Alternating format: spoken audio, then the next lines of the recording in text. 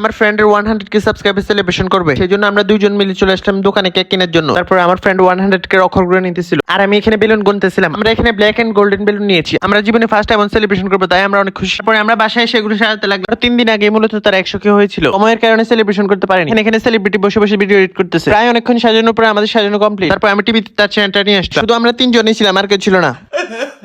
তারপর আমরা এখানে কিছু ছবি তুলে নিলাম। তো সবকিছু শেষে আমরা কিভাবে সেলিব্রেশন করছি আপনারা দেখেন। ফাইনালি আজকে 100k দান আর আমরা তাকে বললাম কেক কাটার জন্য, সে যে মগা কেকও কাটতে পারে না। দেখেন কেক কাটতে না পেরে কি করতেছে, আর আমরা শুধু তার কাহিনী দেখতেছিলাম। পরে আমাকে বললো কেক কাটার জন্য। এই যে মানে রে অল্প দাও সবাইকে বিসমিল্লাহ বইদে সা না না না আরে খাও মিয়া বড় সাহেবের নি বড় এর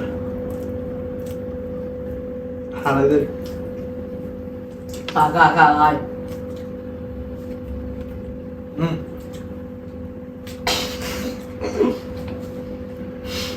এটা তোমাদের নিয়ে যাও নিয়ে যাও ফটকামটা হয়ে যাবে